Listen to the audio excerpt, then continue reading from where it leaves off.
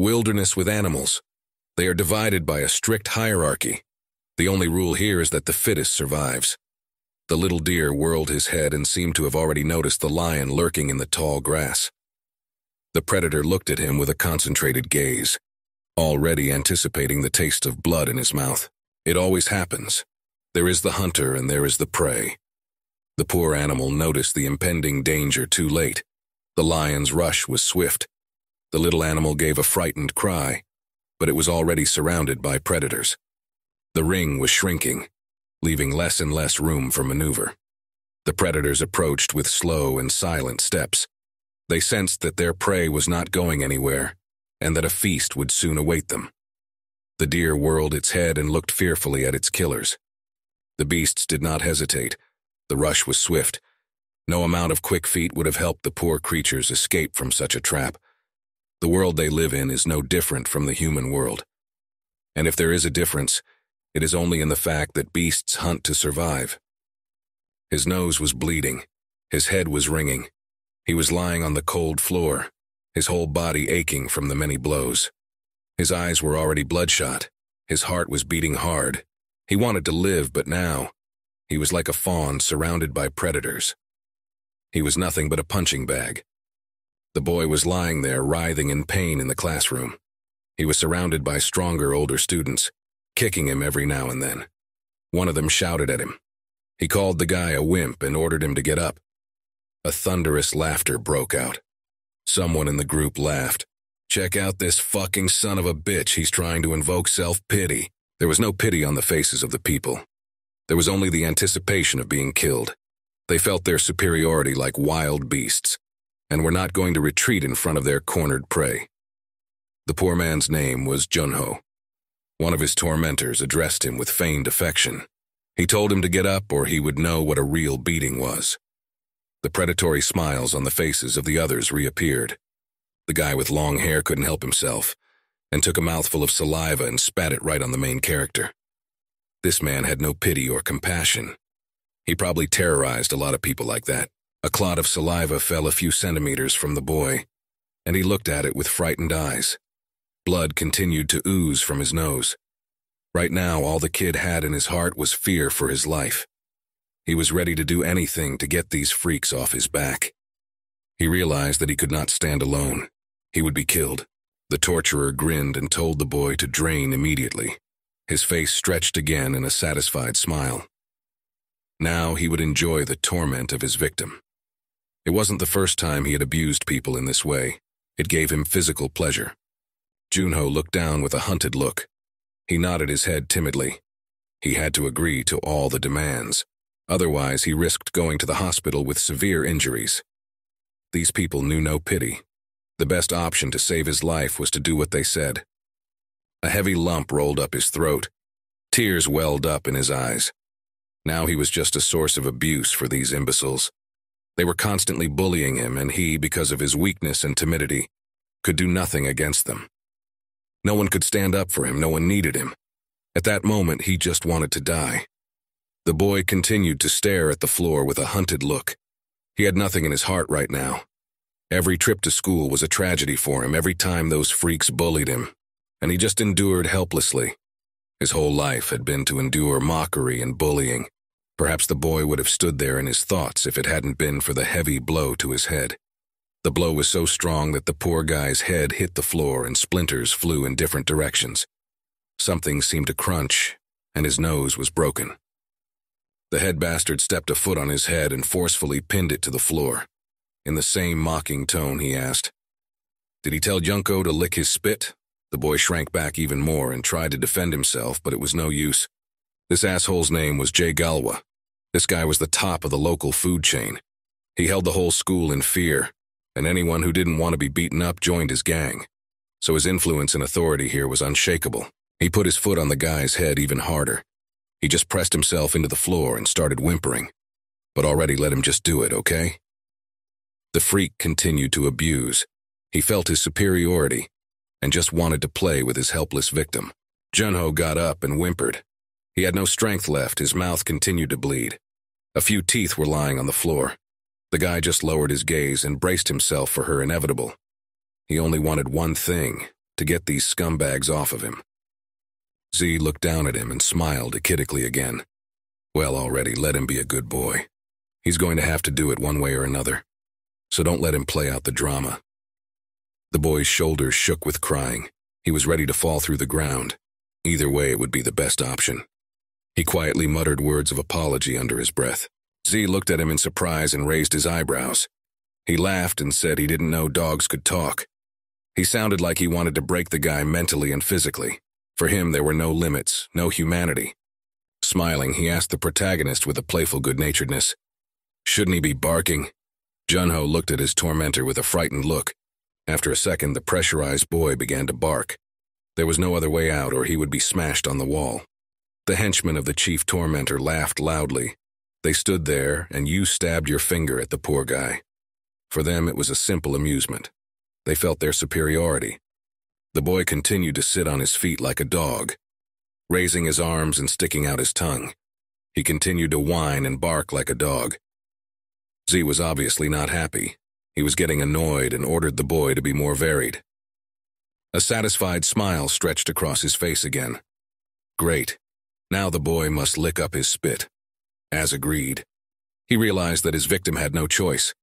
Now he once again enjoyed the spectacle. The poor boy had no other choice. He leaned over, still undecided about what to do. His last hope was slipping away from him. There was also the option of running away, but they would just grab him and then it would be much worse. The boy slowly brought his head to the floor. He scraped his fingernails across the tiled floor, crunching and bleeding. He scraped his nails along with his skin, but he couldn't feel it anymore. It didn't matter to him now. The boy leaned close enough to the floor and, sticking out his tongue, reached out to where the disgusting clot of saliva was. Soon, he touched it with his tongue. If it was disgusting, he wanted to vomit, but he had no right, or he would surely die. Once again, there was a thunderous laughter. That freak is really licking. How pathetic he is, after all. The boy began to cry, helpless and angry, but he had no right to obey his tormentors. He's a fucking loser. The screams grew louder and louder and echoed in his mind like blows to the head. The boy opened his eyes even wider and couldn't believe how low he'd fallen. He was but four-legged prey. He suddenly took out a small bag of milk and squeezed it in the air. There was an unpleasant gurgling sound. The guy smirked and said, "Since he was such a good boy, he has a small gift." But to hope that the abuse would stop would be ridiculous. He crouched down in front of the poor man, who was still on his hands and knees, and slowly began to pour the milk over his head. It was just a disgusting feeling. The milk seemed to be sour. The smell was incredibly vile. Soon the freak rose to his feet and looked at him with a contemptuous look. Laughing, he said that he had stored this milk for 2 whole months especially for him. How did he like it? It smells fucking amazing, right? His minions continued to laugh loudly. Junho had no choice but to start licking the sour milk. Otherwise, he would be beaten even more. The taste was disgusting, but the guy, overcoming the gag reflex, continued to absorb the disgusting substance. The classroom was as Tsaril-esque as ever. The students sat behind their boyfriends and glanced fearfully at each other. The poor protagonist continued to bark like a dog. Around him, his tormentors continued to crowd around him. No one in the class even thought of getting up and coming over to help the poor guy. They were all afraid of the main school bullies. He could literally feel their piercing gazes on his body, the way they look at him. The boy could feel their relief at not those people being prey. He could feel them thinking how pathetic he was. But there was nothing he could do but accept the role of victim. There was only one question on my mind. Why? Why was he being bullied? What had he done to deserve such treatment? What had he done wrong? He had tears streaming down his face and a disgusting taste in his mouth, but he continued to swallow the sour milk. The feelings that were overwhelming him had reached a climax. He had made up his mind at that moment, decided he wanted to die. The guy took a small construction knife out of his pocket, the blade gleaming, casting light from the dim lamps. Holding this knife in his hands, the guy had already accepted that it was time to end his suffering. He rolled up his sleeve and his battered arm came into view. Veins bulging. He tightened the tourniquet just above his elbow, not to be able to stop the blood at this point. He didn't care. Had to, at least stop somehow. His life was of no value even to himself anyway. He quickly ran the sharp blade across his skin. A slight pain pierced his arm. Hot tears ran down his cheeks again. At that moment, he didn't care. He didn't care who killed him, even if it was the devil himself. He stood in the empty office, crouched on his knees and begged for someone, anyone to take him out of this hellhole. The boy still did not dare to kill himself. He threw the knife aside, and it fell a few meters away from him with a ringing sound. He cried again. At that moment, a small black figure was standing on the roof of one of the tall houses, looking out of interest at the window behind which the lynching was about to take place. The creature looked like a small elf with long ears, two bright eyes like large saucers watching carefully, not missing a single detail. Perhaps the boy would have continued to sit like that, feeling sorry for himself, but suddenly a familiar voice came from behind. A strong hand appeared from somewhere and prepared to grab the poor boy. He was wearing a bandage.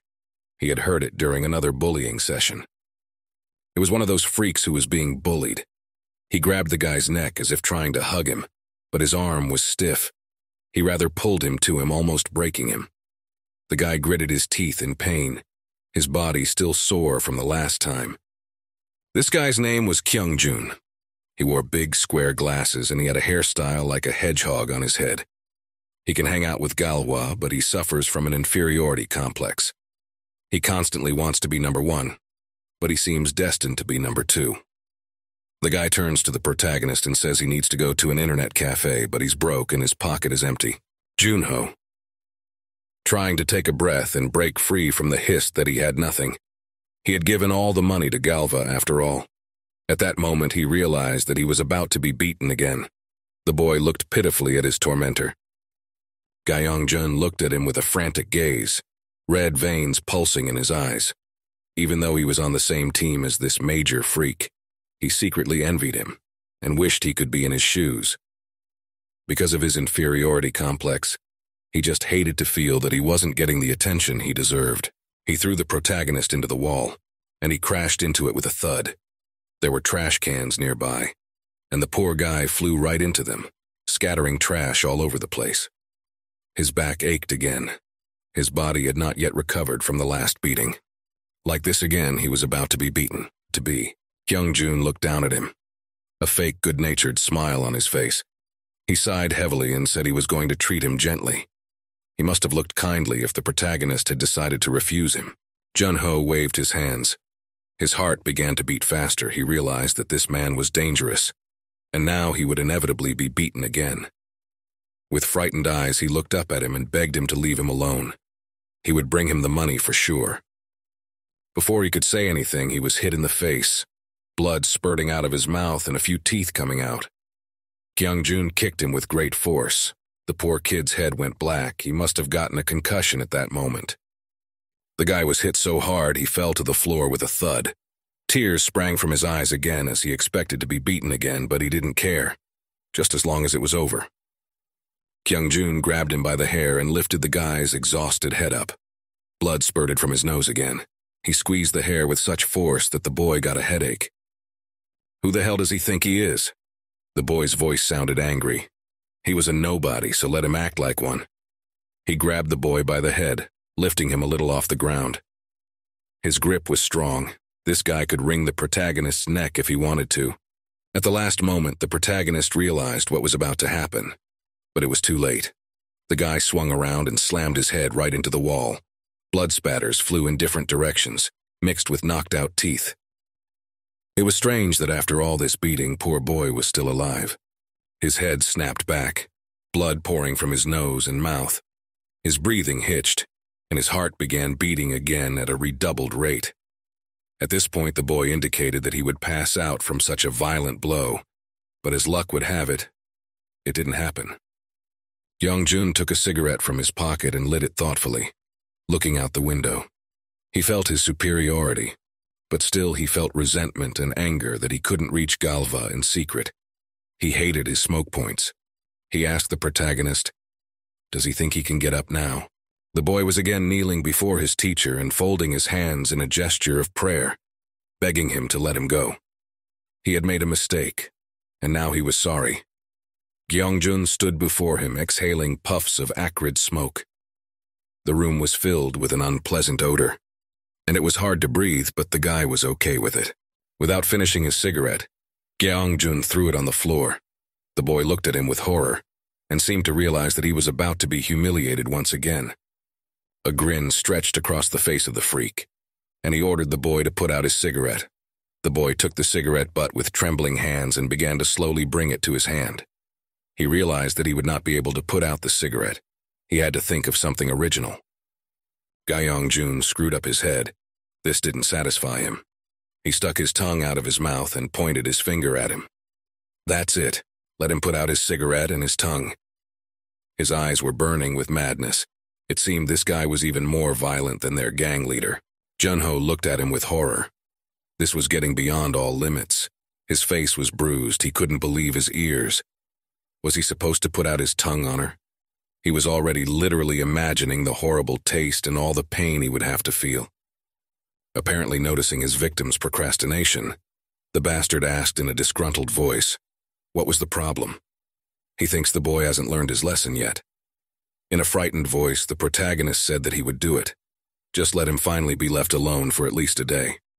Meanwhile, a strange little demon-like animal stood on a nearby closet, watching with interest. The boy continued to hold the cigarette butt, which was still smoldering, with trembling hands. He had already accepted his fate. All that was left was to put it to his mouth. What's wrong with him? The only question that had been running through his mind all this time. Once again, a heavy lump came to his throat. Tears came to his eyes again, and he was ready to cry. What the hell is wrong with him? He's a goddamn loser. Why does he have to live like this? Everything he does turns against him. He's always being bullied. Kyungjun looked down at the guy in anticipation, blocking out the sunlight. Why wouldn't he just leave him alone? What had he done to him? Fucking bastard. The protagonist raised his eyes and looked at Gyeongjun. At that moment, an incredible hatred awoke in him. Not only for himself, but for all living things. He had no choice, however. The boy swallowed his saliva and curled his mouth, realizing that he was going to be killed. The distinct smell of smoke lingered in the air, and he could taste the ash on his tongue. Reluctantly, the guy opened his mouth and started sticking his tongue out. Do they even know how much it hurt? There were a lot of questions running through his head, and he wanted justice, just a little bit of justice, to finally get him off his back. Tears streaming down his cheeks, the boy finally stuck out his tongue and prepared himself for the hellish pain he was about to feel. So bad it makes you want to puke. Do they have any idea what he's feeling at this point? Probably not. Those bastards didn't care about human life. Slowly as he could, he continued to bring the burning butt to his tongue, the smoke already cutting his eyes and penetrating his nose. Only a few centimeters to go and it would be over. Why is this happening to him? They should be the ones suffering, not him. His tongue was only a few centimeters away. The smoke was almost filling the room. The guy was incredibly scared. He was so sick and tired of everything, of these freaks, of himself, of his powerlessness, his whole damn life. Eyes wide open, he stared at the smoldering cigarette butt, which was coming millimeter by millimeter closer to his tongue. One more second and it would happen. He would be the victim of bullying again. Suddenly there was a loud scream. It was Gyeongjun. He suddenly grabbed his mouth and leaned backwards as if he was the one who had swallowed a cigarette butt just now. The guy screamed in pain, covering his face with his hands. The protagonist didn't understand what was wrong. He started swearing and looking at the protagonist from under his forehead. The guy was just holding a smoldering cigarette butt and staring ahead with an incomprehensible look. What just happened?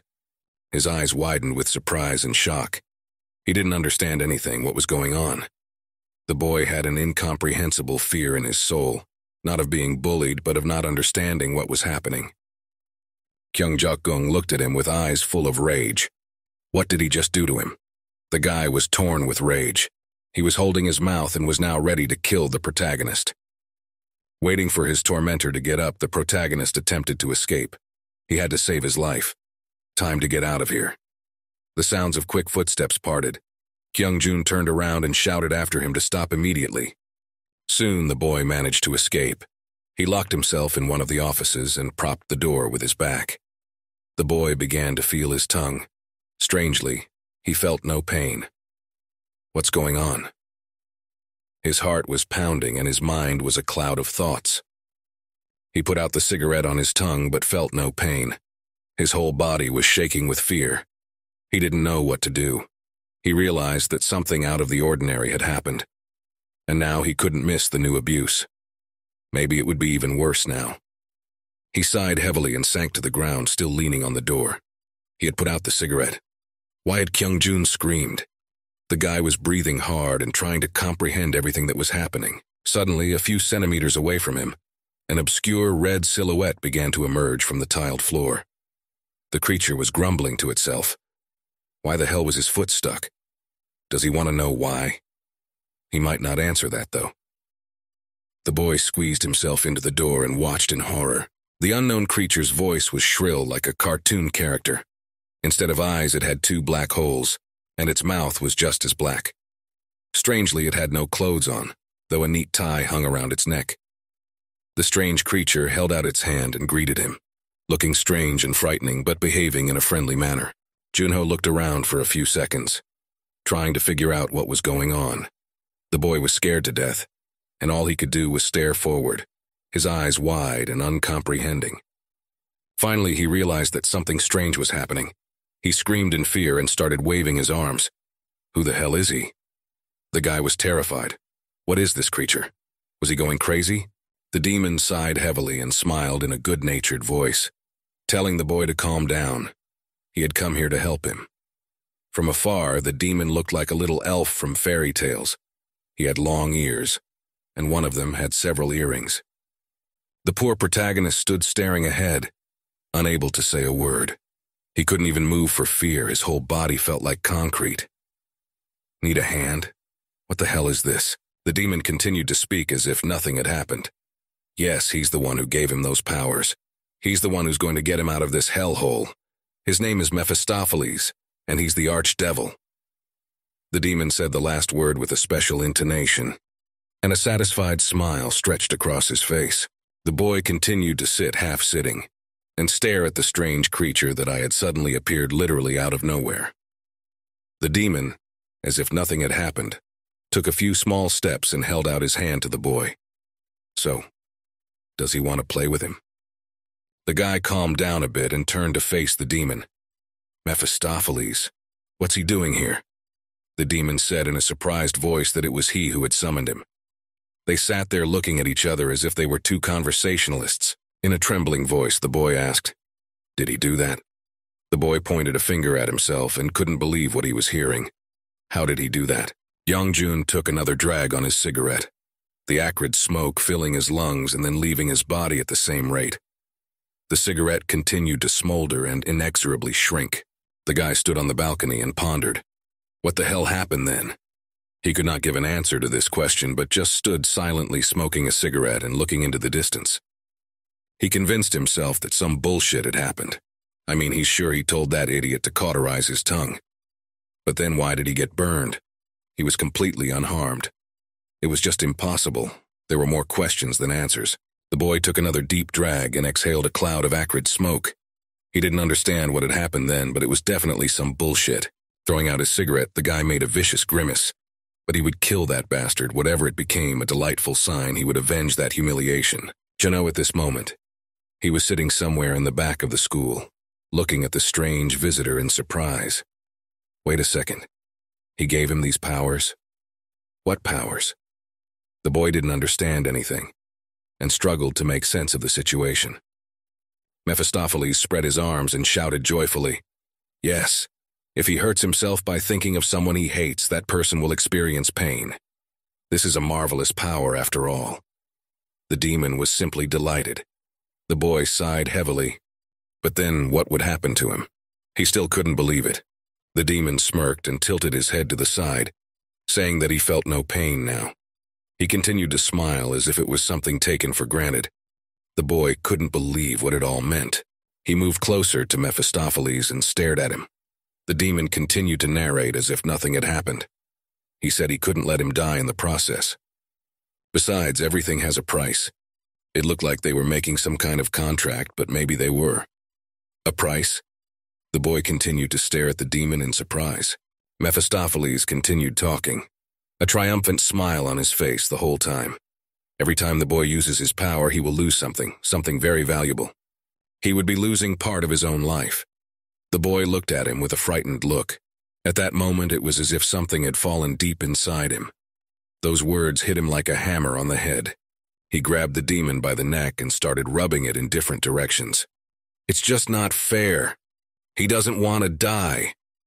Demon tried not to suffocate and screamed for the kid to let him go immediately.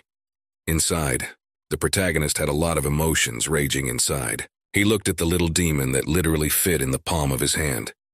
Mephistopheles continued to smirk. He said he understood perfectly well and knew that the boy wanted it. He had said so himself.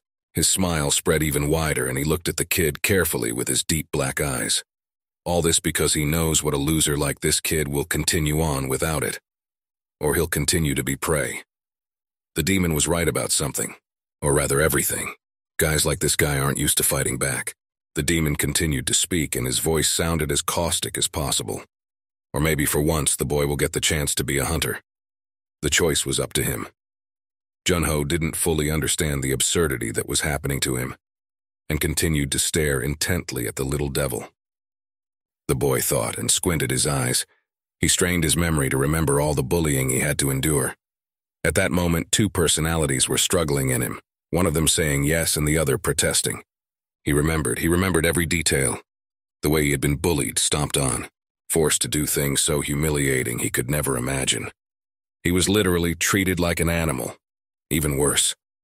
He remembered the words his abusers had said to him. He was a nobody. In an instant, the boy realized all his pity, all his little cowardly nature. His teeth clenched as his throat came up again. But now there was only anger at himself and at the whole world around him. He clenched his fist tightly and probably at this moment already made a fateful decision. He would never forgive his abusers. Finally, he had one small phantom chance for revenge. He couldn't let it go. The boy continued to kneel in front of the demon, looking at him intently. He said he didn't care what would happen to him if he died. It would be better after all. All he wanted now was revenge. He still has an unbearable rage inside him. He just wants revenge. Revenge on those assholes who made his life a living hell. The boy was unlike himself at this moment. Yes, he was a coward and a weakling. But now, everything will change. He had nothing to lose anyway. The demon smiled again. His smile was even wider. He laughed and said that he liked this behavior much better. Mephistopheles snapped his fingers sharply, and at that moment something changed. The air and the entire surrounding space became different. The guy suddenly felt some strange power spreading over his arm. He rolled up his sleeve and looked there. His arm was covered with strange patterns that looked like flames. A strange warmth spread through his body. He scrutinized his hand, studying the bizarre patterns. The drawing was like the mouth of some animal that was consuming the rest of his hand. In an instant, the strange feeling disappeared. Everything normalized, but the drawing remained. The guy looked at it in surprise and asked, "What is it?" Smiling, Mephistopheles said that this was proof of their deal. Every time he would use his power, this mark would try to consume his body. It was simple. The demon put his hand up and said he had exactly 30 days until their deal was in effect. The guy looked at the demon in surprise. 30 days. At that moment, he was scared for his life. But the demon didn't say his powers would only last 30 days, right? Something wasn't right here. Mephistopheles smirked again. That's exactly what he wanted to tell him. So let the guy spend those 30 days doing whatever he wants. Now he had nothing to lose anyway. The creature's feet began to sink into the floor. His whole body slowly began to go down somewhere. Finally, the demon told the boy to try to amuse himself in the process. For now, he had incredible power in his hands. 30 days. So long. The boy fell silent and just watched with a surprised look as the demon slowly disappeared as suddenly as it had appeared. What the hell was going to happen to him? The boy wondered. It all seemed to him like a ridiculous dream. The boy asked what would happen to him if his life ended. The demon smiled and was silent for a moment. He looked at the boy with the black hollows of his eyes and seemed pleased. After a little silence, he replied that the guy in that case would no longer exist in this world. These words again struck the protagonist to the depths of his soul. An incredible fear settled in his soul. What had he done? Now his life is in danger. His days are numbered. The demon's smile grew even wider, and he replied that in that case the boy's soul would belong to him forever. His voice changed and became much rougher. After saying those last words, the demon finally disappeared. The tiled floor was streaked, as if a stone had been thrown into the water, and the boy was left alone, sitting in the cold room and thinking. He was unable to say anything, but just stared stupidly at the place where a couple of seconds ago sat strange demon. Everything inside him clenched, his eyes bulged. He didn't know what to think, use his power. In the end, who cares? In 30 days, he'd be dead anyway. He took hold of his hand, which had a strange pattern on it. The skin was strange, rough, as if it had been tattooed on his arm. He ran his fingers over it and felt a pleasant coldness, and tried to calm down now. He had an incredible opportunity to finally carry out his revenge. A smile appeared on his face. His eyes lit up with joy. Now he would be able to fulfill his wildest fantasies. Finally, he would get his revenge on those damn bastards. In that case, it's okay, so be it. He's going to pay them back in full. The next day at school, Gyeong-jun approached him. He came up stealthily from behind and took the boy by the head. He had fun yesterday, didn't he?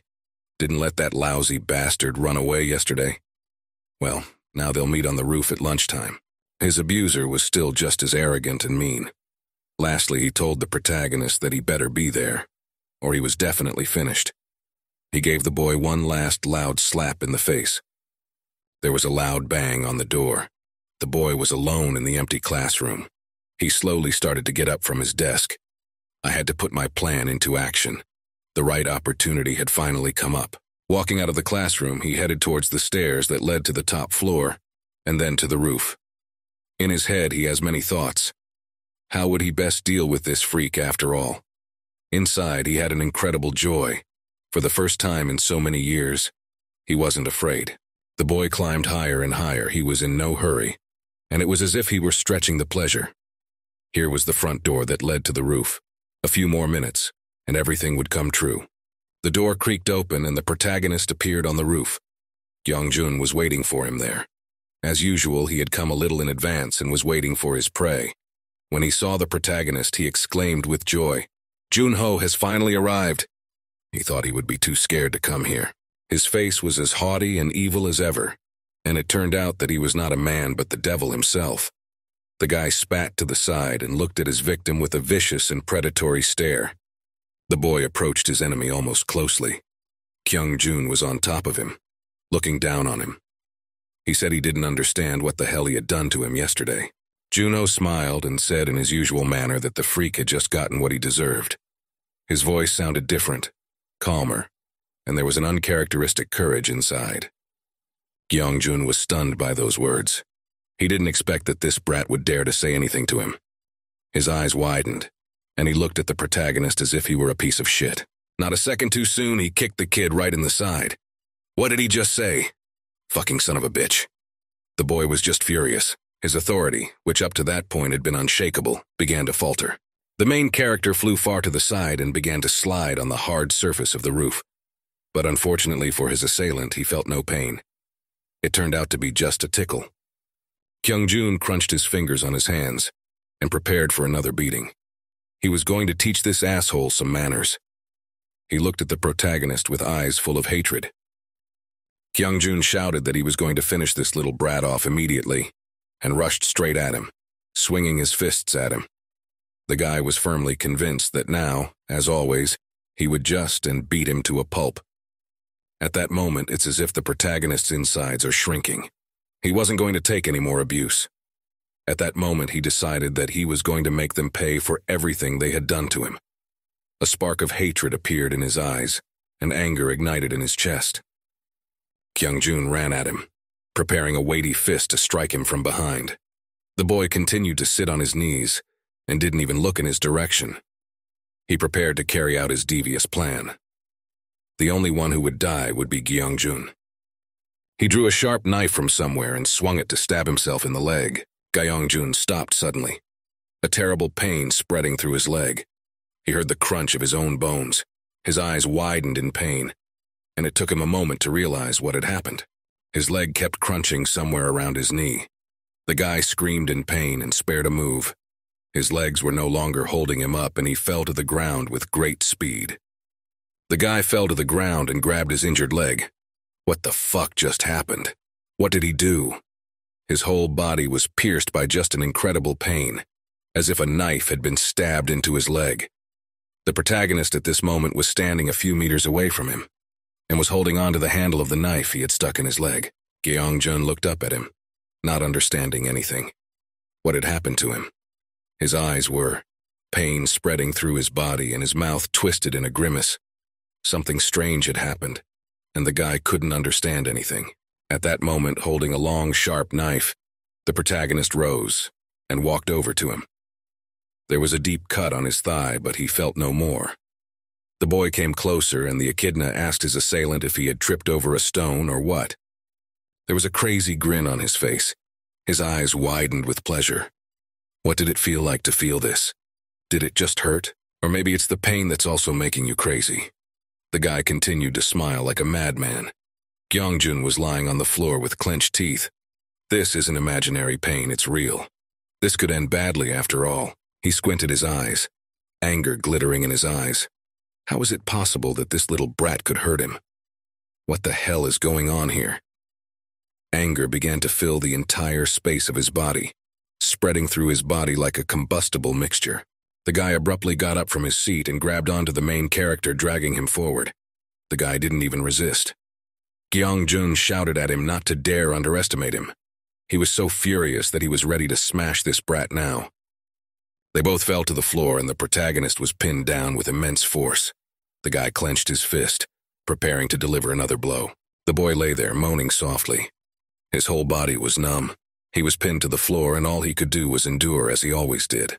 Gyeong-jun grabbed the main character's neck with his massive hands and began to choke him. There was a crunching sound, and his caddy slowly began to go straight down his throat. Did he tell me to tell him?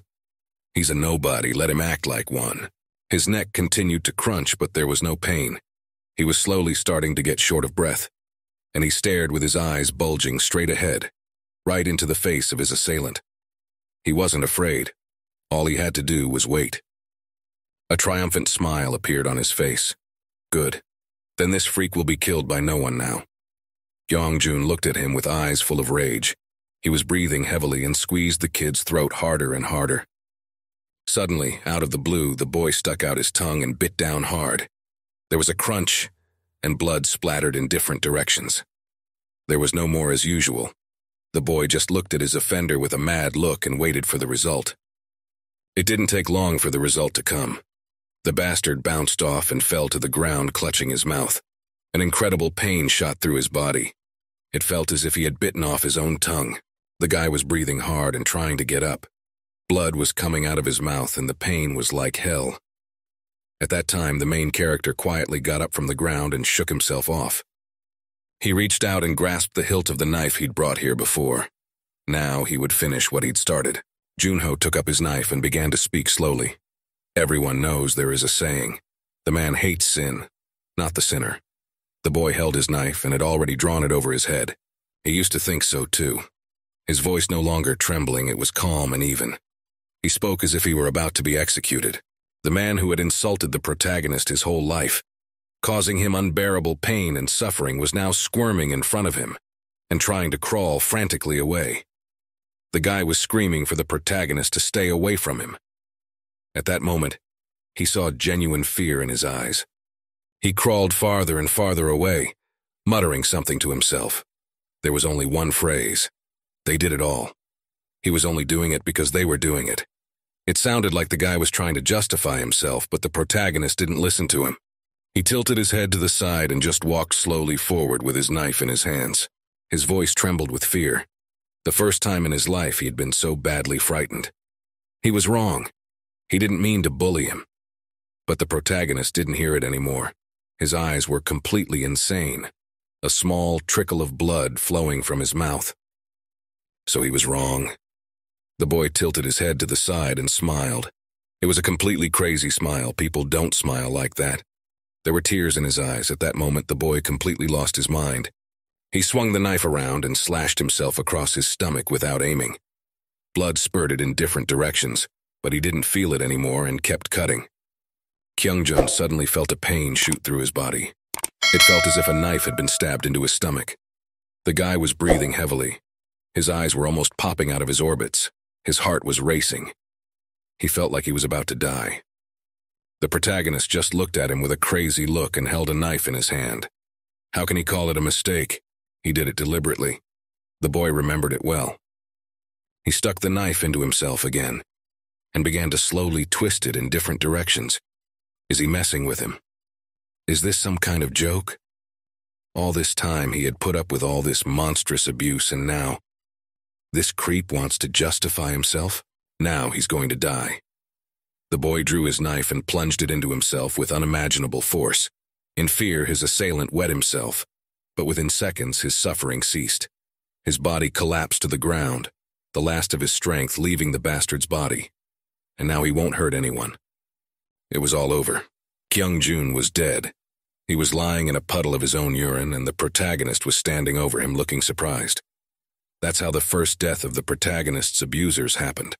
The boy was still holding on to the handle of the knife that had been stuck in his side, and he looked forward in surprise, unable to believe his own eyes. It was hard for him to comprehend what had happened. A most unusual feeling, a feeling of joy and relief, was bubbling up inside him. He hadn't felt so good in a long time. The boy laughed. Well, they got what they deserved. Is there really justice now for once? The boy continued to look down at his classmate's dead body. He quietly said that he didn't need to apologize to him.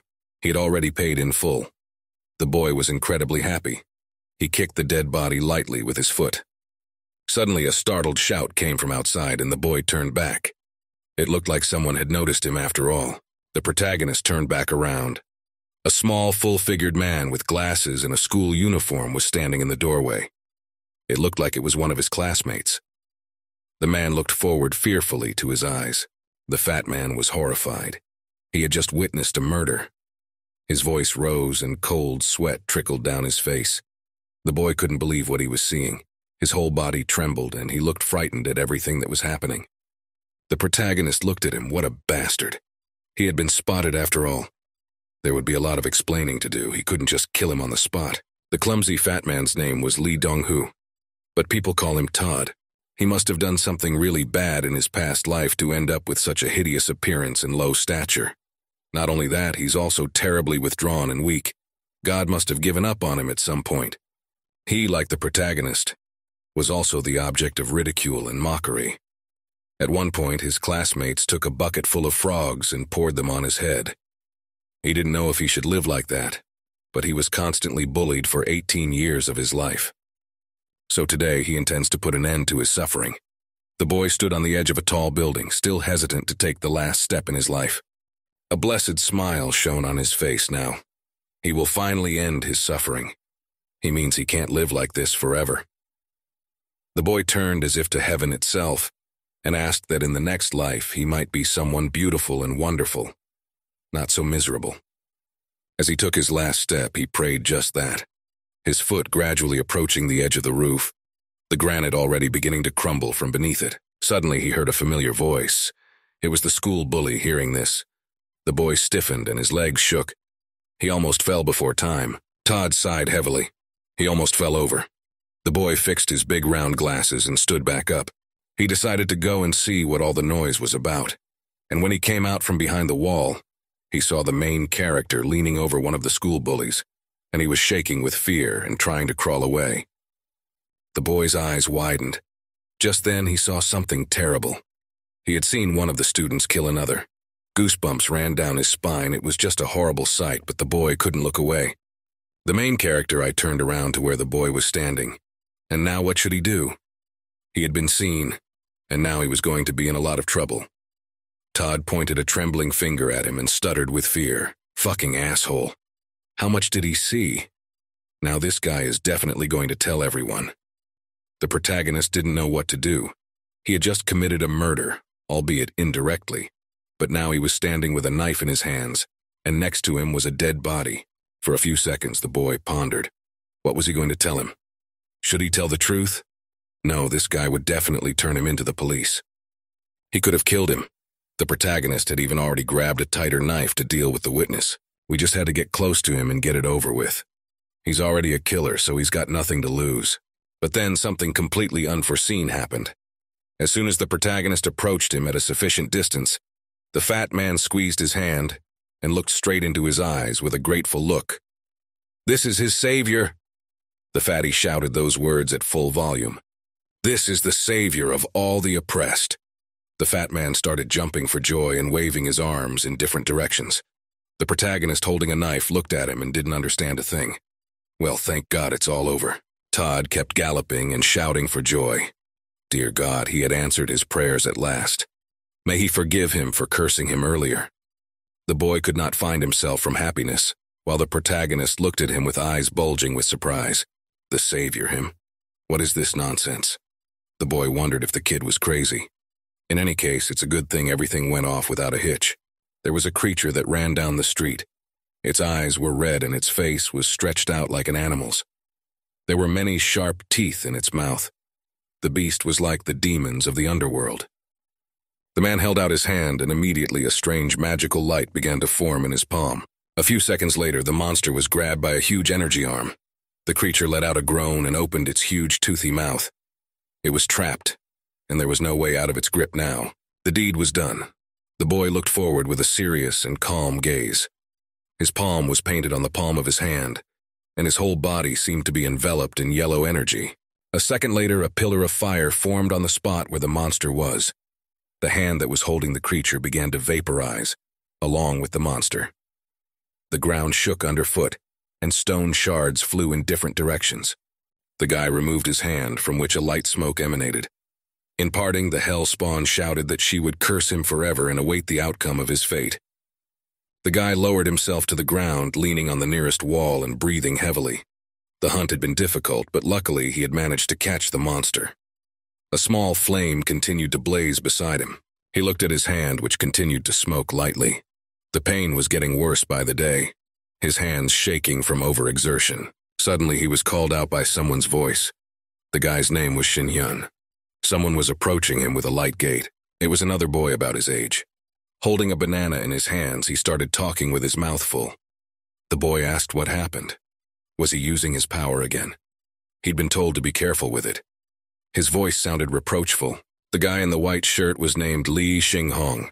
He was 18 years old, and he had worked as an exorcist all his life. His job was to catch these monsters and send them to the other world so they couldn't harm the rest of the people. He was silent and looked seriously at the boy who was approaching him. He asked in surprise, why was he looking at him? And why is he looking at him like that? Is something wrong? And why the fuck is he wearing a school uniform if he doesn't even go to school? The boy turned away, so he wouldn't have to listen to this lecture. Soon he and his fellow traveled away from the place. The guy asked how long he had to do the job. All the way, the guy in the yellow jacket wouldn't stop. Bach also stuck. Doesn't he think it's time to end this matter? Lai calmly replied that it was just his punishment, his voice sounding even, as if it was something taken for granted, as if he hadn't just sent an incomprehensible creature to the other world. The guy in the yellow sweatshirt put his hands behind his head. All he wants to say is that Shin-hyun doesn't need to risk his life. It's just unnecessary. Bach is such a pain in the ass. Suddenly they stopped. Lee asked his friend, what about school? The guy smilingly replied that classes start tomorrow. He had heard that in the neighborhood. Lee said, let him stay away from bananas when he is in school, acting like a monkey. Hearing this, the guy freaked out, and who was he calling a monkey? At school, life went on as usual. Students were running around the corridor, and no one even thought of returning to lessons. There was noise everywhere, and the familiar surroundings made me hopeful. The protagonist sat at his desk and with his eyes downcast looked at the desk and pondered. What should he do now? One of his abusers was finished, but there were still a few more to go. He remembered the way that Fatty looked at him as if he were some kind of deity. Is he the leader of the oppressed now? What would be his duties? That Fatty got it all wrong. The main character isn't the savior. That wasn't his plan at all. Well, at least they left it at that, thank you. At that time, the fat man was being bullied again. One of the older students pushed him under his butt and he started jumping like a frog. Everyone turned around, but no one even thought to come to help the poor guy. The high school student threw his slipper into the distance and ordered the fat man to fetch it immediately. The poor man obediently jumped, making a sound similar to that made by frogs. The high school student spat and looked at the fat guy with disgust. He was just a loser. The protagonist looked in his direction, and immediately a plan was born in his head. Deep down, he really wanted to help this boy. He felt sorry for him. He was helpless too, what with them being in the same boat as him. But there was nothing he could do. Suddenly, a girl approached the protagonist from the side and addressed him by name. The boy did not expect this and was very frightened and jumped back a little. The girl smiled welcomingly and apologized if she had startled him. She just wanted to clarify until tomorrow if he was going on a school trip, okay? The girl was very pretty. She had a neat face and beautiful brown eyes. Not expecting to be treated like this, the guy was embarrassed and a blush appeared on his cheeks. The girl continued, "Everyone except the protagonist has already signed up." The boy didn't know what to say and only stammered and nodded his head. Suddenly, someone called out to the girl, probably one of her friends. The boy kept blushing and embarrassed, looking at the girl with a steady gaze. She waved at him and said they would see each other later. The guy looked at the girl running away. Her name was Lee Yun-hoo. She immediately ran up to her friends and they started talking about something, laughing at the whole class. The boy dreamily looked after the girl. It was the only person who cared about him. She is beautiful, gets good grades, and is a great person, kind and helpful. She's also one of the most popular girls in school. Absolutely every guy probably had a crush on her. The main character often noticed the way the other guys looked at her. He dreamed for a second, but immediately dismissed such silly thoughts. It was impossible for such a beautiful girl to be interested in him. That's why the guy was an outcast. No one wanted to mess with him, not to be like him. The boy cast his eyes downward, his throat tightening again, and he could hardly keep from crying. Soon the school day came to an end. The students ran out of their classes and headed home. Among them was the protagonist who, as usual, put his backpack on his shame and walked briskly to the exit of the school. Bad thoughts were running through his head again. He asked himself the question, how long should he live like this? Would he ever be able to live a normal life, begging sign the last hope was fading right before his eyes? Suddenly he felt a strange sensation in the area of his arm, on the very spot where the tattoo was. The guy sighed heavily. He had only used his powers once, but he could already feel it taking over his body. Does this mean that this is the limit of his power? A familiar voice came from outside. He was called out and asked what he was doing with his bloody hands. It was Galawa, holding a cigarette in his mouth as usual, which was smoking and emitting a foul odor. The boy looked at him fearfully, anticipating that he would be bullied again. The freak was sitting a little ways away with his henchman by his side. Damn, he had completely forgotten about him. The guy called out to the protagonist in his gruff manner. His breath hitched and his heart began to beat faster. What? What should he do? Run away? There were many thoughts in his head. The sticky fear began to envelop his entire body once again. No, he had to face him one way or another. There was nowhere to retreat. Galawa got up from his seat and started slowly approaching the protagonist and continuing to smoke a cigarette. No, this time it will be different. The boy was determined that this time he would show him. He would get revenge for all that this freak had done to him. Fear was gone from his soul, and he looked at his abuser with a confident and firm gaze. They stood across from each other and stared straight ahead. Neither of them made any attempt at action. The boy just stood there and looked straight ahead. Now, he would show everyone that he was not a weakling. Next to the school's main bully stood his henchman. The kid grinned. Look at that. This brat is so cocky today. The protagonist began to approach him with a quick step. Galwa looked at him with a scornful look and asked, did he really show up here voluntarily? Had he finally realized he was a loser? Or... The man paused for a moment. It doesn't matter. The important thing is that he's here. Kyungjun said he'd take care of him during lunch, but since then, the guy hasn't seen him. He never disappears without telling him. Why isn't there a scratch on him? The bully looked at the protagonist like an animal. The protagonist suddenly had something click inside him. He can do it. He can do it. Your chance couldn't have come at a better time. It's time for this creep to pay for everything, just like his dastardly henchman. At this distance, he can take out a knife from his bag. Just naturally raise his hand. Suddenly, the bully spoke to him again. Was he ignoring him? He had asked a question. The guy stood in his usual manner and looked down at the protagonist. No one said not a word, only looked at his assailant with a silent stare. There was a trickle under his wrist across his face. It was necessary to act decisively. There might not be another chance. Galwa continued to smoke his cigar and look at the protagonist with the same contemptuous look. The smoke gradually filling the space of the room, filling it with Gary's foul odor. The boy began to breathe heavily. His breathing suddenly hitched, his legs shaking. He was standing right in front of the biggest fear of his life. Would he really miss this chance? Galva's eyes were bloodshot with rage. He couldn't let this brat ignore him. What was this freak doing? Now he would teach him a lesson in politeness. The man grinned, so he decided not to answer. Well, good for him, it left him no choice. The man lifted his leg up, and immediately the protagonist felt a powerful blow to his stomach. The blow was precise. It hit the target. The boy coughed up blood. All his insides were stuck to his back. With this blow, it appeared that even his soul would come out through his mouth. He couldn't even take a normal breath. His body wasn't listening. It felt like his stomach was about to explode. Right now, he couldn't do anything. What was going on? The boy stopped and barely stayed on his feet. The bully raised his leg again. He thinks that one blow is not enough. He has to give him another one. The main character didn't realize what was happening to him. Is he trembling now? What's wrong with him? Is it because he's afraid? And his breathing was heavy. He was struggling to bring himself to his senses, saliva flowing from his mouth. Galwa gradually approached him closer and closer.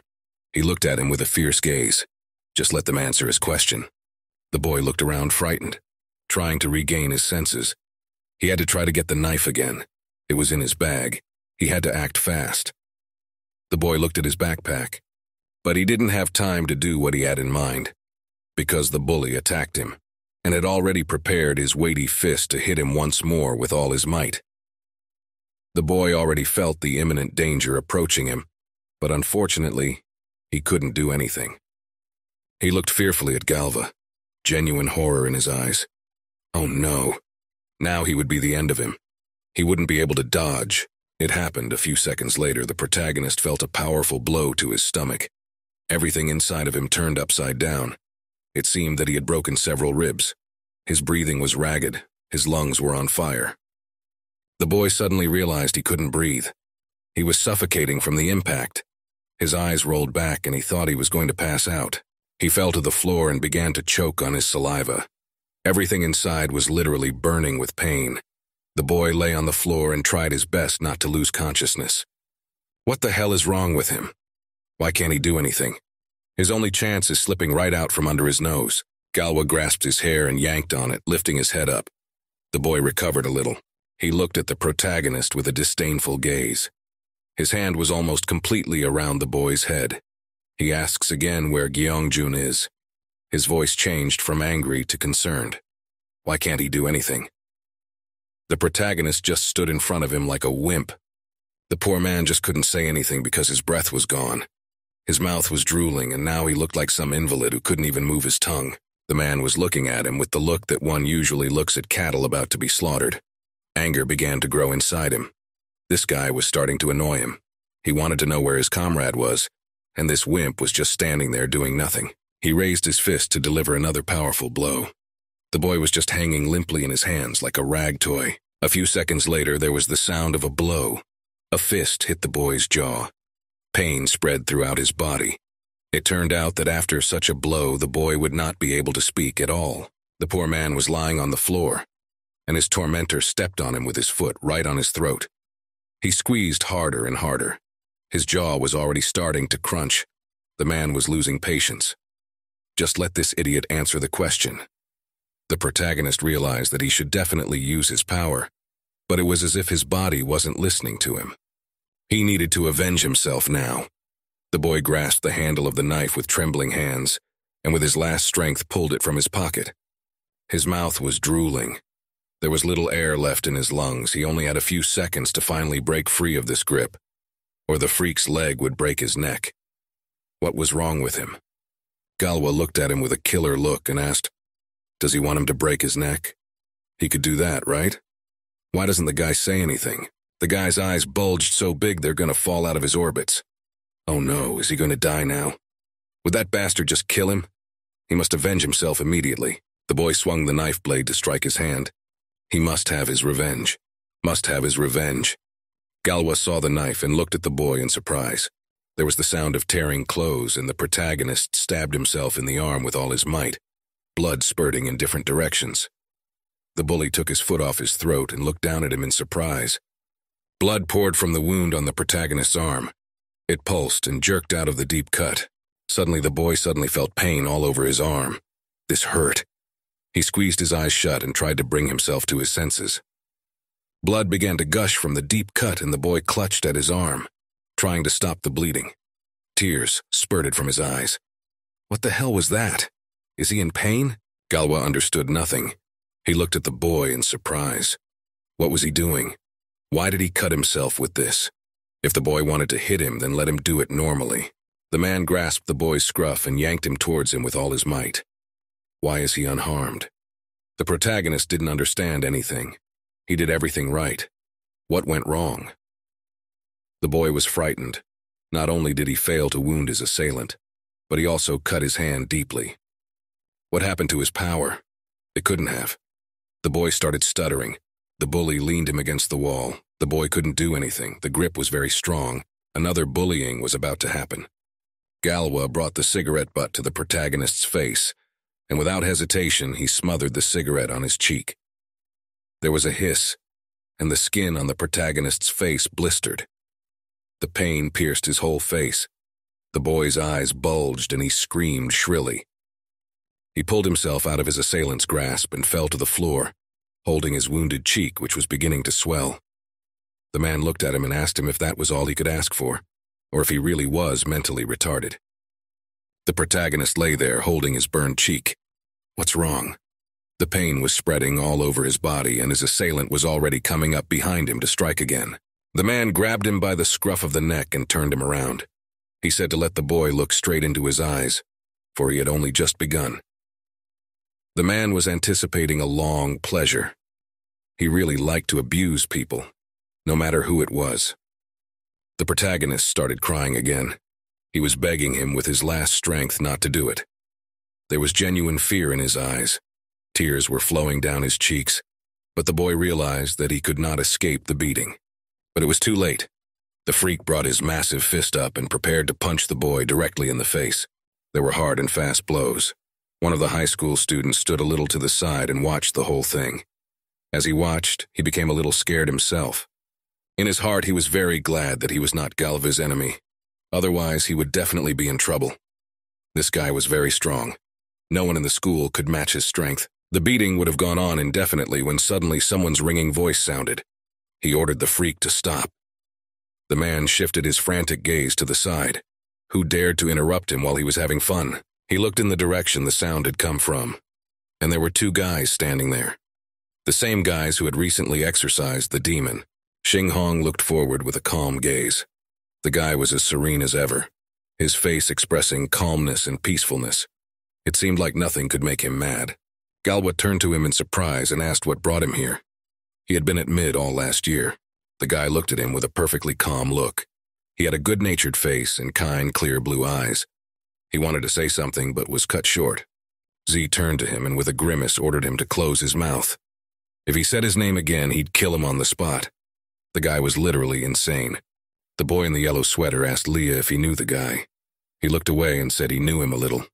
As the sun was about to set, several people stood across from each other and glared at each other, including the bully. It looked like he was bullying someone weaker than himself. They were called out and told to find someone of their own level. The guy in black was named Jang Somu, and he was a judo major. Gritting his teeth, he looked at them and perplexedly asked, who did he think he was? Damn monkey. The guy in the yellow sweatshirt asked, what did he call him? Monkey? That just pissed him off. Xing Hong pulled him back with his hand and ordered Gino to stay away from him. The guy couldn't calm down. That fatty had just called him a monkey. He couldn't let him be treated like that. Young looked at him with a disdainful look and asked, "Does he have a problem with that? Make him shut up and hide behind his buddy soon. Fucking monkey." Something clicked inside Gino after he said that. He hated being called that. It was humiliating and he couldn't forgive it. He lowered his eyes and gritted his teeth, telling the fat guy to stop whispering something with his lips and finally get down to business. The guy had a Band-Aid on his face.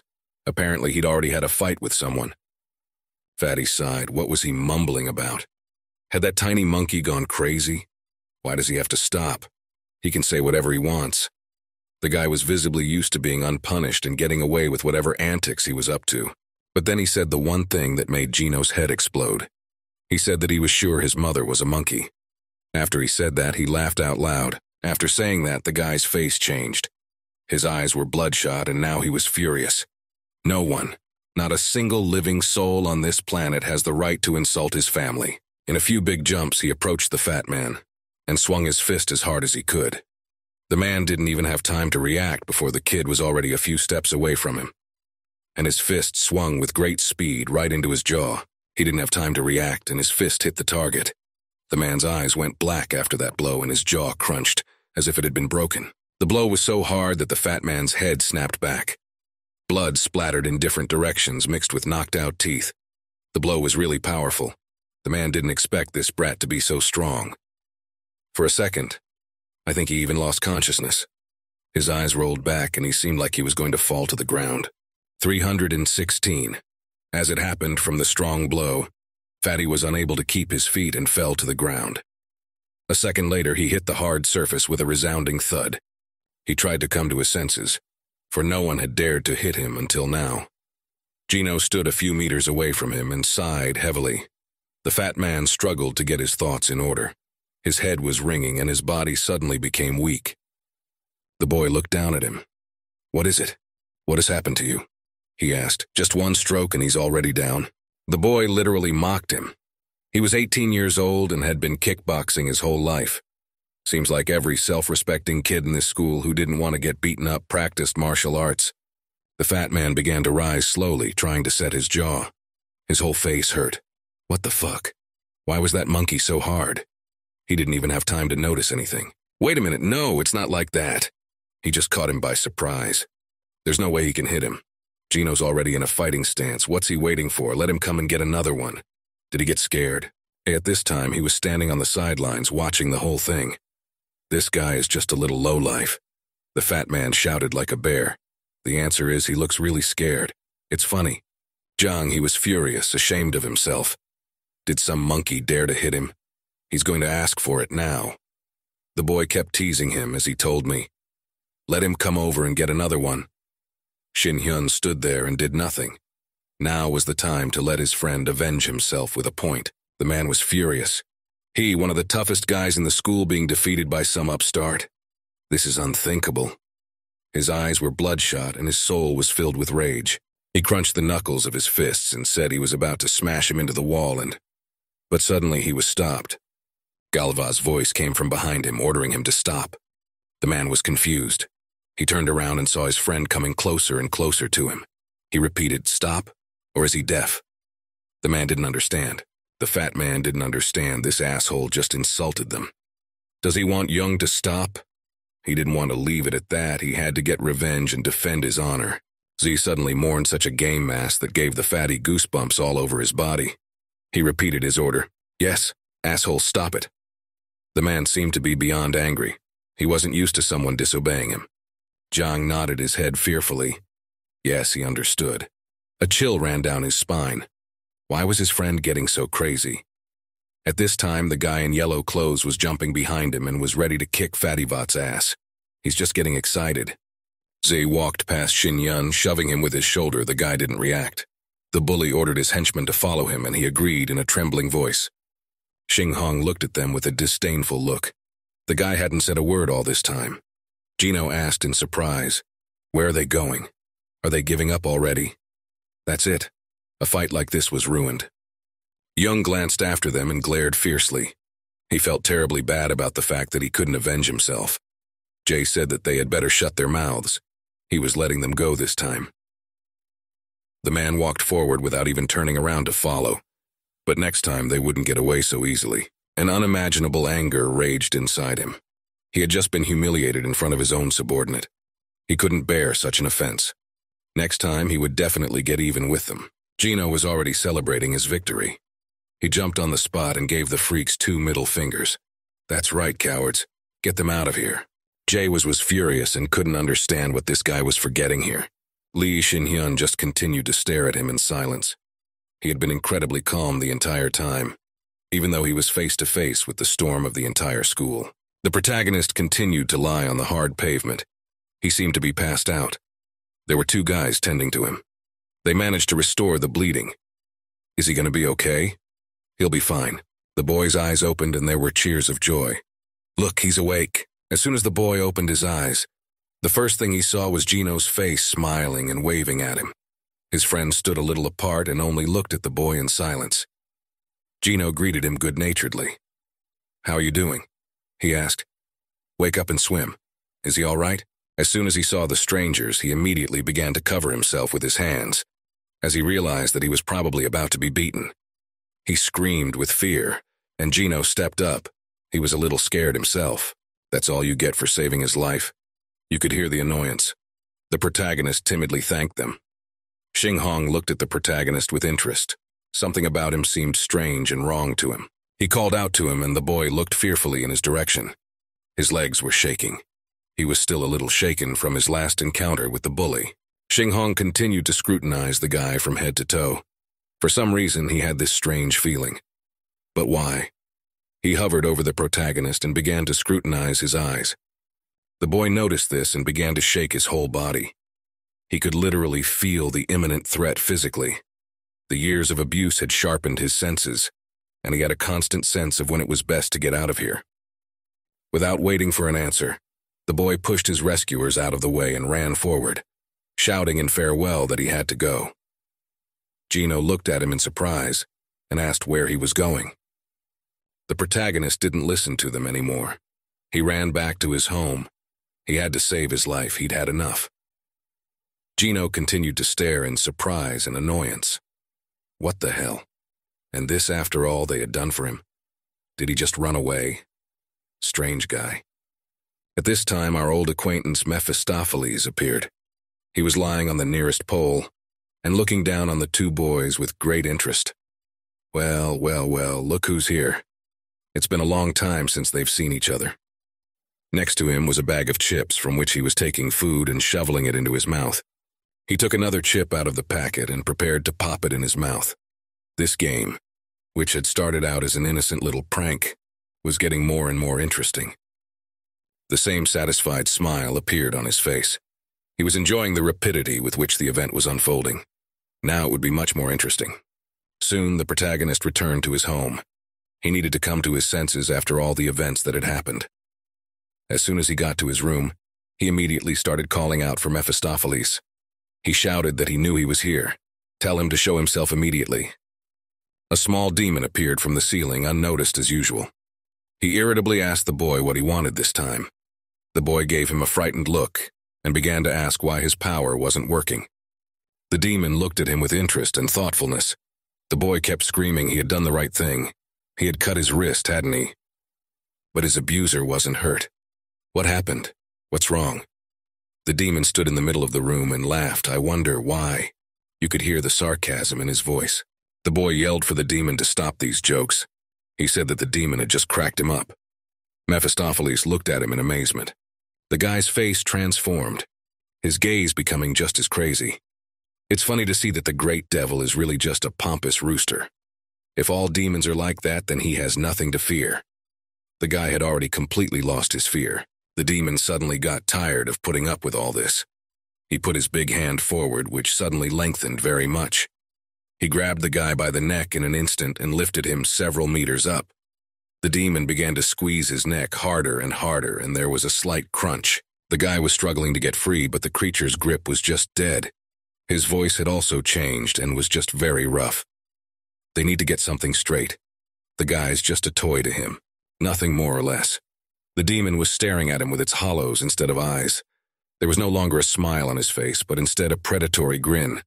Soon he did let go of the guy, and he crashed to the ground with a loud thud.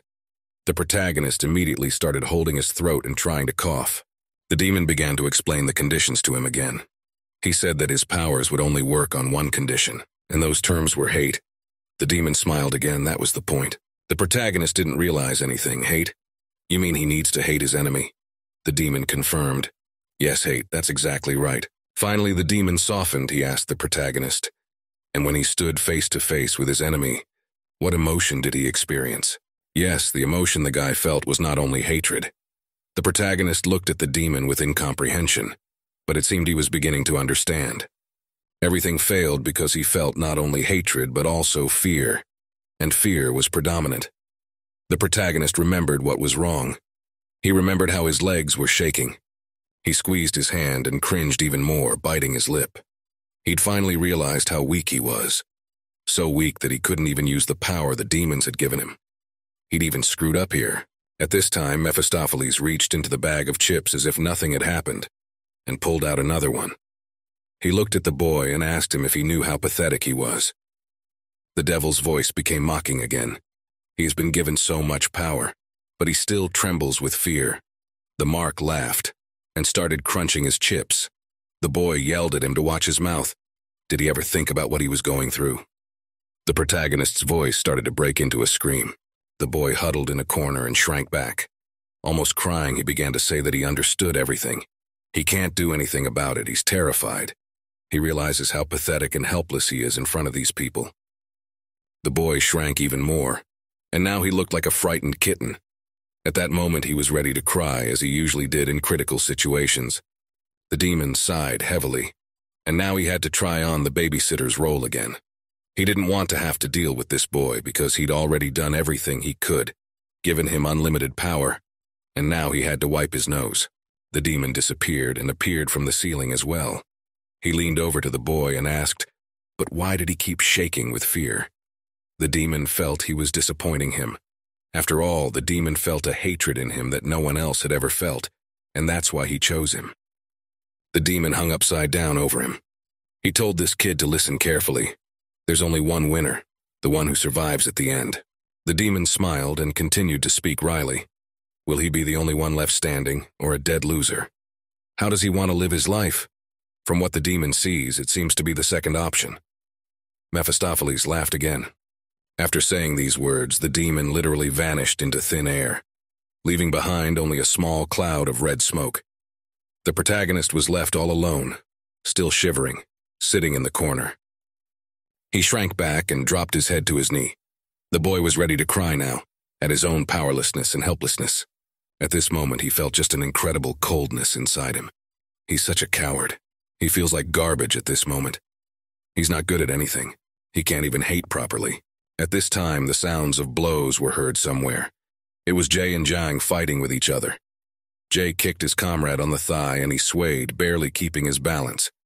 With a dodge, Glavnar grabbed his ward by the neck and crushed him so hard that he began to run out of air. He pinned him against the wall, so much so that the guy's eyes went black. The hands in his ringleader's hands were incredibly strong. Even though Fatty was much bigger, Z was stronger. They were facing each other, and the leader was looking him straight in the eye. I guess I'd have to teach him another lesson. The man looked at him with a predator's stare as if he were about to devour him on the spot. Somu's starting to forget his place. The man squeezed his throat harder and harder. The guy was starting to cough. Does he want Jay to break his bones like he did last time? There was no way Somu could break out of the bout. His arms were just iron, and where did this guy get so much strength from? He must have been made of steel. Z finally let go of him, and the guy fell to the ground trying to cough. The man looked down at his ward and said he was warning him for the last time. This was his last chance. Somu said he understood perfectly well. Saliva was flowing from his mouth, trying to get his breathing back to normal. That damn monkey had just pissed him off. He couldn't get that kid out of his head who had managed to hit him so deftly. Out of spite, next time he's sure to bury him alive. Naturally in his teeth, avenging his honor. Suddenly the fat man's cell phone rang in his pocket. Who would be calling at this hour? Who needs him? Somu picked up the phone and started talking. He swore and told the person on the other end of the line to write to him next time instead of calling him. But then something changed in his expression. It became interested. Apparently, the conversation was serious. Z had taken a cigarette in his mouth and was now playing with the lighter, but suddenly his expression changed to concerned. His eyes bulged. Somu was just out of his mind with rage and shock. He was talking in raised tones. It seemed like he had just heard something horrible. The expression on his face confirmed it. 392Z watched him with interest, eager to find out what had happened. The guy was smoking nervously. Somu was furious. He wanted to know how it happened. How did it happen? Soon a few more guys approached them. One of them replied in a trembling voice that he didn't know anything. They just found him like this. Gritting his teeth, the man cocked his head in different directions, trying to concentrate. Probably what he heard was really shocking. Soon they found themselves on the roof of the school. There lay the same corpse of their comrade, saliva flowing from his mouth. Who the hell dared to do that? And what should they do? A frightened voice asked one of the boys. The man couldn't recover from his rage. What do you mean, what do they do? We have to take him out. The guy stammered in agreement. Indeed, that was the best option. It was as if Z didn't pay any attention to any of this. He just smoked, exhaling air filled with smoke. His eyes filled with rage. In his heart, he realized who had done it after all. He remembered Junho. It was definitely him. He was somehow definitely involved in this, in the death of their comrade. But the guy had no compassion for his fallen comrade, only muttering to himself that it was just a loser. Jay to the side. The next day, the teacher was informed that he had fallen into a coma for an unknown reason. Naturally, the next day, rumors started flying around. Everyone was discussing only one thing: the death of the bully. Rumors gave birth to more and more rumors that spread like wildfire. They say it was done by a group rivaling Galva's group for power in their school. The other guys were crowded in the restroom discussing recent events. Holy shit. It turns out this freak's henchmen aren't as tough as they seem. Then this is their chance to become masters of the situation. Most of the students didn't care about this man's death, but they were only interested in the power in the school. These people were like a pack of hungry hyenas who smelled prey. None of them fed off each other's feelings. All they cared about was power at school. But unfortunately for them, the school's biggest storm always heard everything. He overheard them talking about me being outside the door, and in a second burst in, scattering the guys to the corners. The whole room was covered in blood. Now there was a guy just furious. His authority in this school was slowly beginning to fade. There was no way that anyone could be allowed to doubt his authority. Right now, he needed to prove that he was the strongest student in this school. Otherwise, he would simply be disrespected. The students began to talk over themselves. What's wrong with this man? Is he in pain? Rumors were spreading at lightning speed. The internet was already full of pictures of the murdered hooligan. Who cares? Did he get what he deserved? He was a real asshole.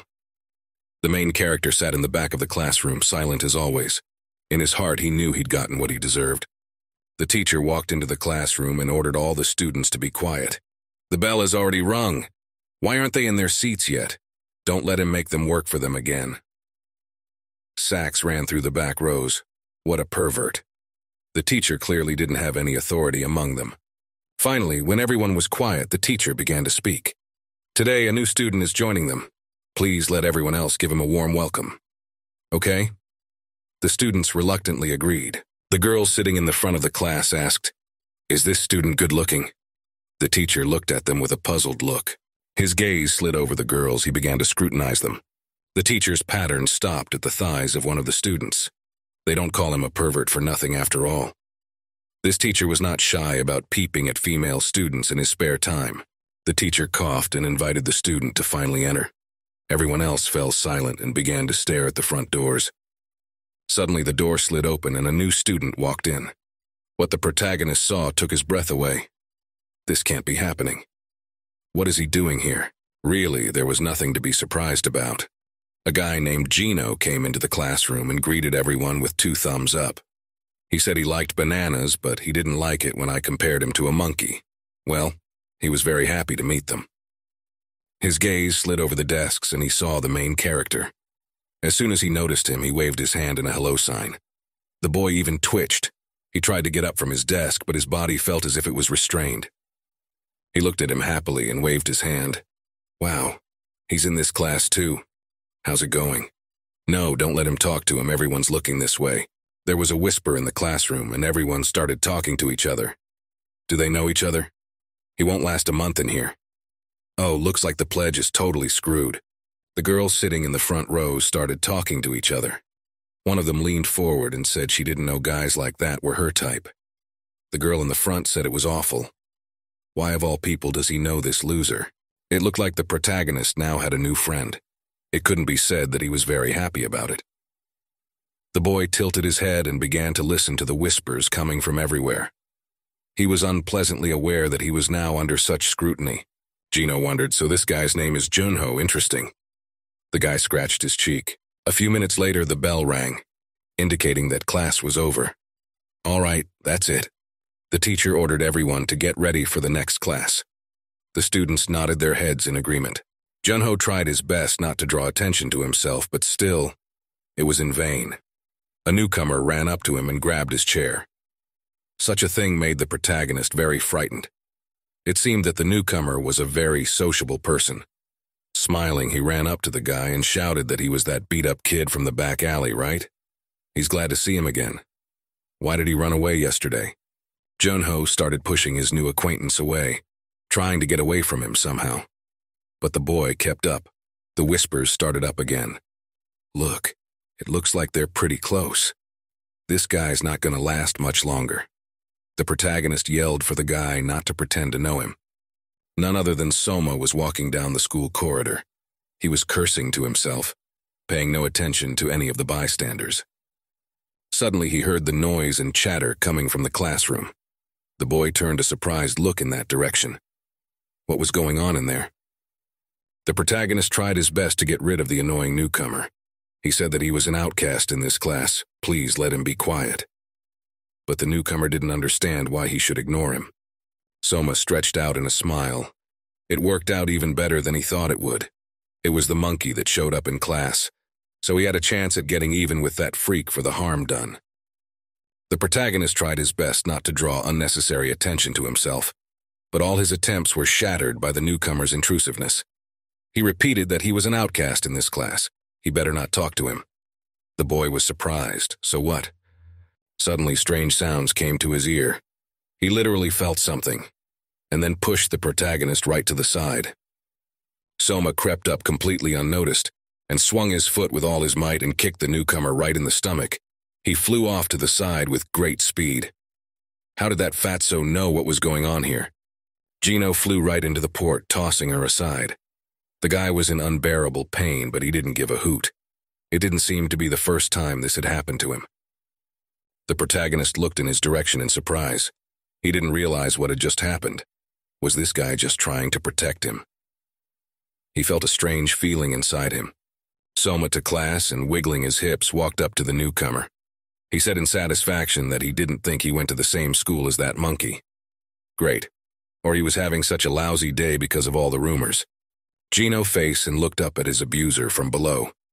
The guy had met him before, so he knew what he had to do. This fatty was unbearable and pissed him off, so now he would show him how to fight. The man looked at him, fondled in his teeth, and asked what he was staring at him like that for. Did he forget his place? Gino didn't waste a second and got up from the ground, rushing straight at his assailant with great speed. He put his fists forward, ready to strike, but he was ready. He got into a fighting stance. Another fight was about to happen. A smile stretched across his face. This brat thinks he's going to let him pull this stunt one more time, ask even I don't know. The man blocked his exit with his big body. This filthy monkey is about to die. They rushed towards each other. The newcomer's movements were incredibly swift. The amble stood in front of him with his hands trying to grab him. But to the fat man's surprise, the newcomer was too fast. He quickly ducked under his arm so that the bulky man didn't even have time to realize anything. He only swung his arms and caught the air. The newcomer was already behind him and was preparing to strike. Fatso couldn't stay on his feet and almost fell to the floor. Oh shit. He missed again. The guy was already behind him, taunting him. Gino snorted and said, "That's really slow. I thought Fatty said you wouldn't let him win this time." The guy put his fist forward, ready to punch. A student ran into one of the classrooms and shouted that there was going to be a fight in the next classroom. Everyone else jumped out of their seats and ran right over there. "There's a freshman. Hurry up. The protagonist stood among a crowd of rushing students from neighboring classes and watched then commas as a fight would take place before his eyes. There was a whisper among the students. Everyone was discussing how fast the freshman was. He dodged in an instant, and the fatty didn't even have time to grab him. Who was he anyway? Soma gritted his teeth and looked at his rival M. He couldn't bear it again. This time he would definitely show this monkey his place. Swinging his huge sledgehammer, he prepared to strike. The newcomer surprisingly easily dodged. He seemed to not even notice this blow. Gino was dodging so easily that Fatty didn't even have time to react. He just couldn't catch the kid. What was his speed? The crowd continued to whisper. Laughter was heard somewhere. Somu just can't do anything. And the rookie didn't get hit once, huh? Looks like that fatty lost. Soma roared like a wounded bear, anger flaring up inside him, some petty newcomer who had just come to his school daring to bully him like that. He was going to wipe him out. Swinging his huge fist again, he tried to aim at the guy, but the guy was too fast. His movements just couldn't be seen. The boy looked away, and his eyes suddenly lit up with a yellow light. He could literally see all of his opponent's blows ahead of him, so much so that he couldn't even touch him. Gino dodged with ease. He hopped like a bird. His movements were light and smooth. He seemed to be a lifelong martial artist. Once again, the newcomer dodged a heavy blow and swung a swift, powerful kick at the fat man right in the jaws. There was a crunch, and the man fell to the floor. From the surprise, he lost his balance and was about to fall. The man spat a heavy spit, and several teeth seemed to fly out of his mouth. His legs gradually began to shake, and soon he slumped to the ground. That was the end of his credibility. Soma continued to taunt him. He had already kneeled in front of them twice, noticed? The man yelled for the guy to finally shut up. He was just furious, more from the fact that he couldn't just hit Po this guy. Rising from the ground, he shouted that he would wipe the smirk off that monkey's face. He was just lucky, wasn't he? He didn't even feel anything. The man tried to get up, but the sudden movement made his head spin. It felt like he had just been hit on the head with a hammer.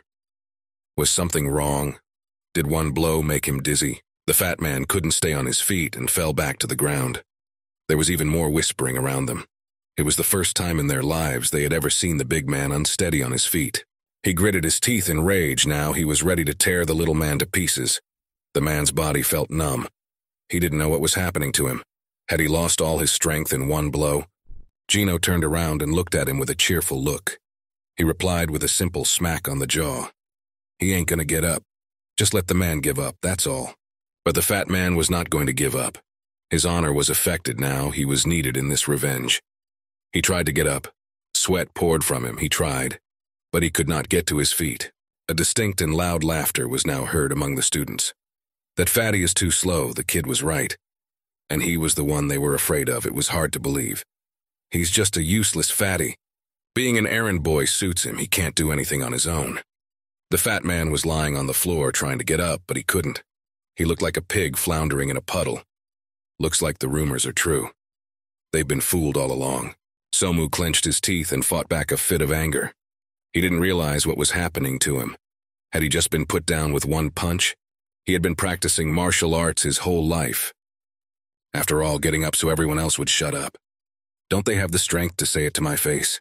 The man yelled that if anyone had a beef with him, let them come out and fight him face to face. The students fell silent. No one wanted to fight this health. Everyone realized he could take anyone down with one punch. Soma screamed again. He swung his huge fist and lunged at the newcomer with a scream.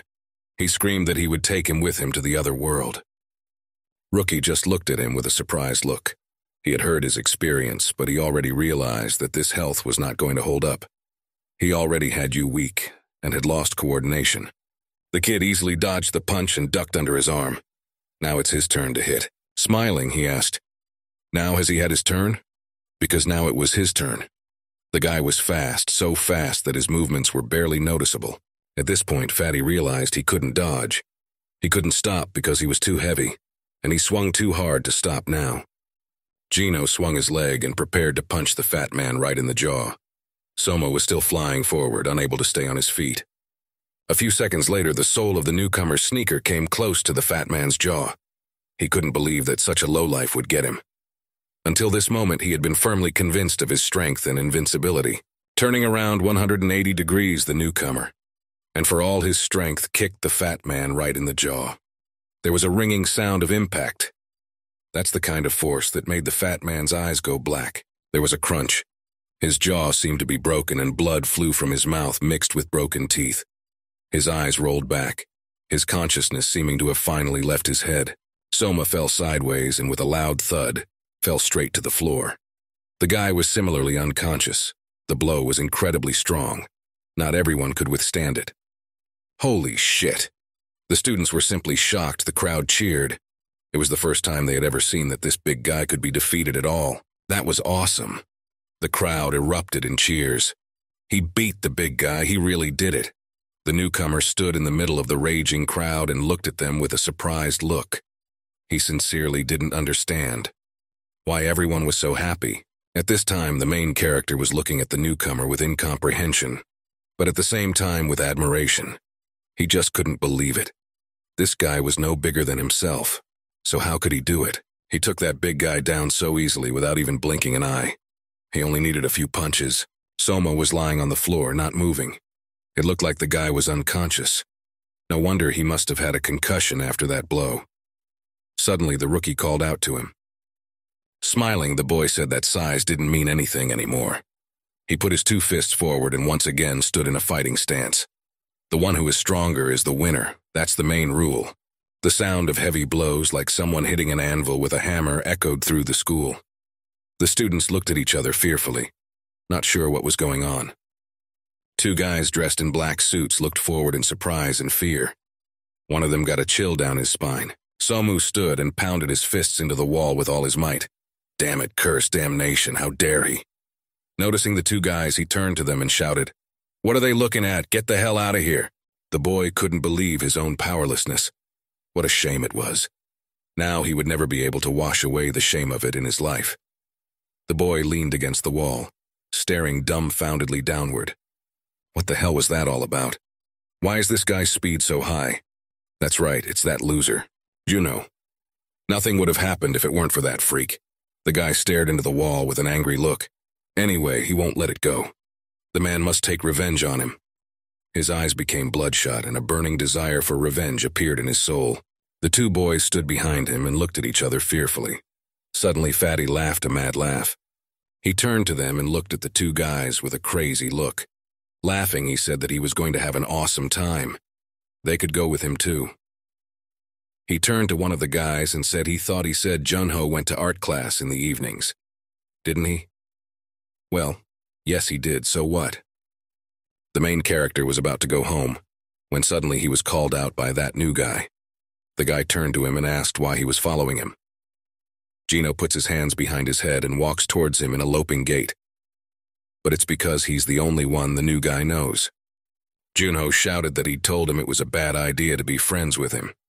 The newcomer wondered if he was going to go on about being an outcast and other nonsense.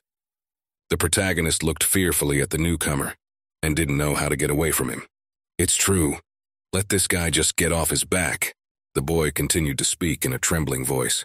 Wasn't it enough what happened today? The new kid had to fight that fatty because of him.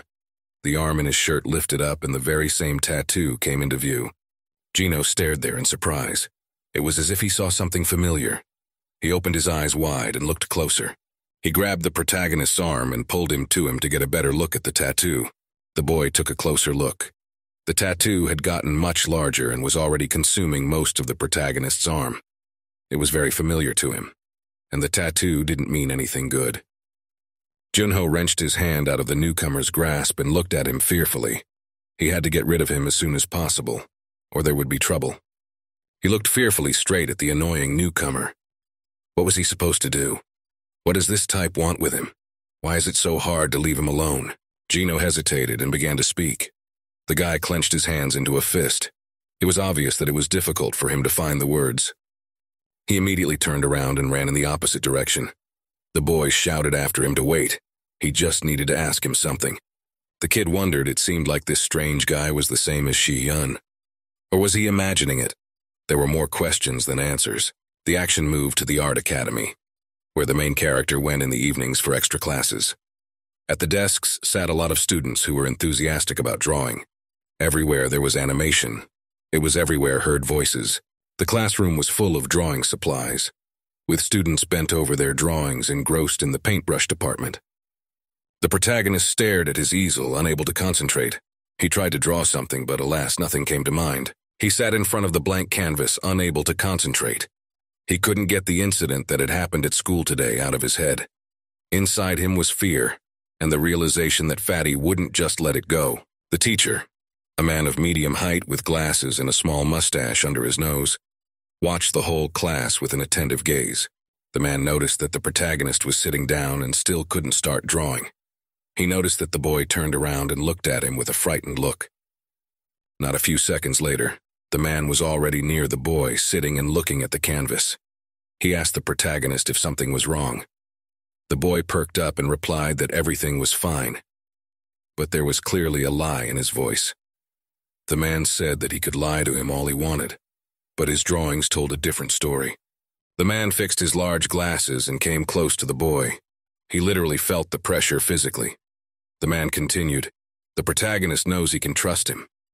He's all ears." The boy didn't want to talk about it, but he had to, because the annoying man wouldn't let up. Anyway, he told every last detail. So it turns out the boy met the devil and made a contract with him. And now, he's taking revenge on those who abused him. Something like that. The teacher folded his arms across his chest and looked at the boy intently. He lowered his gaze and realized that everything he was saying was nonsense. The man's reaction was predictable. He pretended to cry, "Oh my God, I think this guy is overreacting." He even started hallucinating. The protagonist screamed that it was serious. That's why he didn't want to tell him. The boy rolled up the sleeves of his shirt and said that if the teacher didn't believe him, let's say, "Look at this." The teacher looked at his hand in surprise, but didn't seem to see anything there. The boy shouted that it was the mark that gave him power. The man looked at his hand in surprise and said there was nothing there. The guy pointed to his empty hand in surprise. He faltered, "There's nothing there." Perhaps the others couldn't see her, but then how could G know? The teacher made a fist on his cheek and stared at the boy more closely. Okay. Hallucinations aside. When he was in school, he was bullied too, and it was unbearable. Sounds like the teacher's getting a little preachy. And when he felt he couldn't take it anymore, he began to have thoughts in the spirit of, why him? Why is this happening only to him? The protagonist looked towards the teacher with an understanding look. He understood him like no one else. It was exactly his story. The teacher paused dramatically and turned to the protagonist. The boy asked in a trembling voice, "And then what did he do?" The man hesitated and put his finger forward and lifted his head up. It was obvious that he was not very happy to remember the past events. A sad smile appeared on his face. After a little thought, the man replied that he had simply forgiven them. It took him a long time to accept it, though. He said it as calmly as if it were a matter of course. The man asked him what place he was talking about. Let the boy think about it carefully. His words sounded very warm, even a little fatherly. He had the same friendly smile on his face. He lowered his head and didn't know what to say. He had a strange feeling in his soul. On the one hand, he wanted to take revenge on his abusers. But on the other hand, he realized that the master was right about something. Anyway, the teacher said that the boy's drawings were getting better and better every day. Soon he would even surpass his teacher. The man laughed. The boy was embarrassed and said that the teacher was embarrassing him. The lesson was over, the boy took the tube and, throwing it on his shoulder, walked quickly out of the classroom. He had to go home, too much to do today. He couldn't get the teacher's words out of his head. Forgive them. What was that? He still couldn't fully comprehend it. The boy walked home with mixed feelings. Could he really be wrong about the place? At that moment, an opinion settled in his heart. An opinion. Maybe he's wrong. The boy walked around the generators, which were making a nasty humming noise. There stood some strange man dressed in a service uniform. The boy walked past him as if not paying any attention to him. Suddenly he sensed with his sixth sense that the man was beginning to slowly stalk him. The boy's footsteps echoed in the emptiness of the room. With each passing second, it seemed more and more to him that this man was just stalking him. It was strange. His imagination. The boy tried his best to calm himself down. To get away from this man, he quickened his step. The guy was looping back and forth, but the man was not a step behind him. The boy was already on the main street and he was heading towards his home. But the man still kept up with him, and the pursuit began to seem strange to him. The guy was already really scared. It was already quite late, and this man kept following him. Who was he anyway? Why was this man following him? The man didn't lag behind him a step. For a second, the boy stopped and took a breath. He gathered his thoughts and wondered what he should do next. He had to get away from this man as soon as possible, but he didn't get acquainted with him, so he started